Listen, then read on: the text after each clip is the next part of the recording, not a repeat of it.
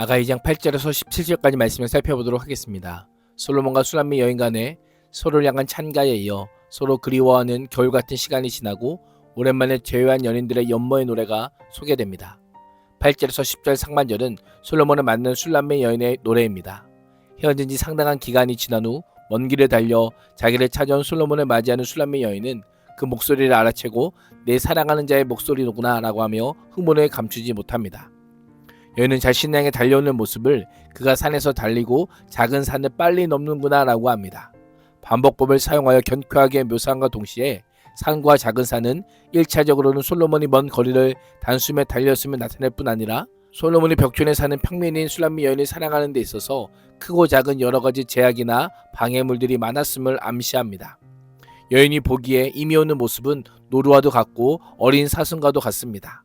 비를 통해 연인을 사랑하는 솔로몬의 발걸음이 얼마나 가볍고 흥겹고 날렵한지 실감나게 묘사합니다. 마침내 sul람미 여인의 집에 도착한 솔로몬은 집 안으로 들어가지 않고 벽 뒤에 서서 이 창에서 저 창으로 옮겨다니며 창과 창살 틈으로 여자가 하는 일을 들여다봅니다. 솔로몬의 거침없이 오는 열정에 화답하듯 여인의 입에서 무려 3번이나 내 사랑하는 자라고 하는 표현이 사용됩니다.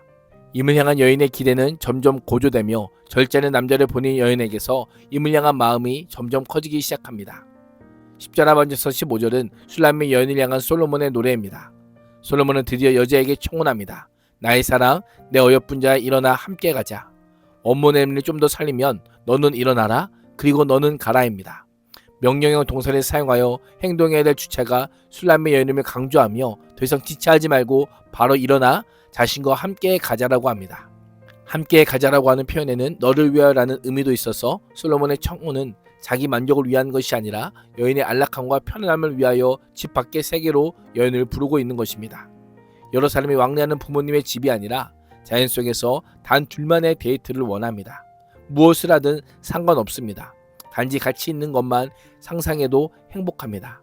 주님은 허물 많고 죄악된 우리를 향해 나의 어여쁜 자야 라고 부르시며 나와 함께 가자라고 말씀합니다.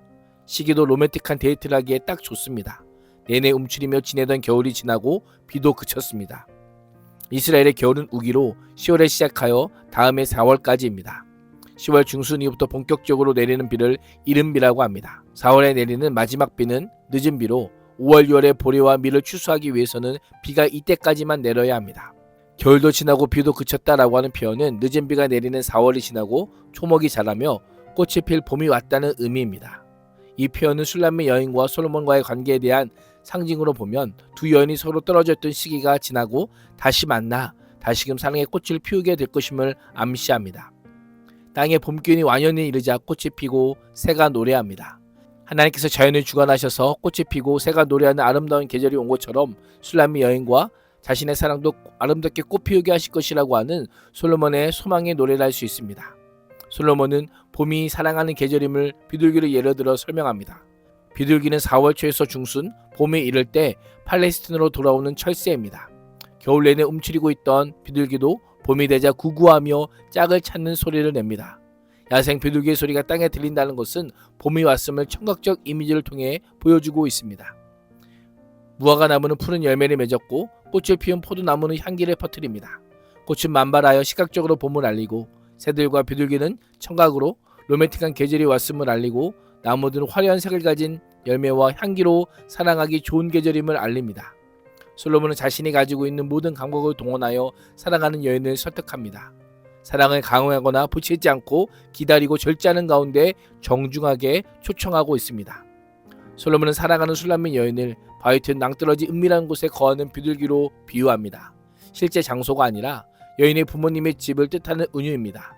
여인 시골집이 산들과 바위 지대에 둘러싸여 있음을 암시합니다. 다른 한편으로는 부모님이 계시기에 안전하고 타인이 접근할 수 없다라고 하는 의미도 가지고 있습니다. 솔로몬이 여인에게 산을 넘어 위협을 무릅쓰고 달려왔듯이 이제 여인도 솔로몬에게 목소리를 들려주고 얼굴을 보여주기를 청합니다. 부드러운 목소리와 아름다운 얼굴만으로 설렐 만큼 여인을 갈망합니다.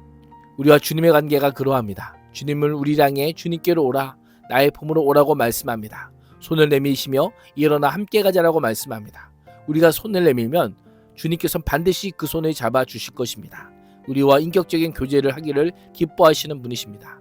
15절에서 여인은 일어나 함께 가자라고 하는 왕의 요청에 응하고 싶지만 작은 여우가 포도를 망치고 있는 상황이라 마음 놓고 포도는 떠날 수 없다라고 하며 먼저 작은 여우를 잡아달라고 요청합니다. 사단은 우리에게 큰 시험거리가 아닌 아주 작은 사소한 것으로 하나님과 우리와의 사랑 관계를 깨뜨리게 만듦을 잊지 말아야 합니다. 16절과 17절은 술람미 여인의 화답의 노래입니다. 여인은 남자에게 결혼을 허락합니다. 내게 속하였고 그에게 속하였다라고 하는 표현은 아가서에서 3번 등장하는데 내적 친밀함과 소속감을 나타내는 고전적인 어법입니다. 청혼을 받은 여인은 둘만의 소유권을 선언하며 상호 친밀한 소속감을 표현합니다. 하나님께서도 우리와 언약을 맺으실 때 나는 너희 하나님이 되고 너희는 내 백성이 될 것이다 라고 선언하시며 우리를 신부로 삼으셨습니다. 여인의 고백이 점점 변해가는 모습은 여인의 사랑이 점차 자신을 헌신하는 성숙한 사랑으로 나아가고 있음을 알게 됩니다. 이는 그리스도를 향한 성도의 사랑 또한 점점 자신을 헌신하는 사랑으로 성숙되어야 함을 알려주고 있습니다. 결혼 서약의 핵심은 서로를 향한 완전한 연합입니다. 예수님께서는 제자들에게 너희는 내 안에 나는 너희 안에 있어야 한다고 말씀하시며 주님과의 연합의 삶을 강조하셨습니다. 오늘 하루도 주님께서 우리를 신부로 삼으셨음을 기억하며 내 모든 것이 신랑이신 하나님께 속해 있음을 고백하고 온전히 하나님만 사랑할 수 있는 하루가 될 수 있기를 축복합니다. 기도하겠습니다.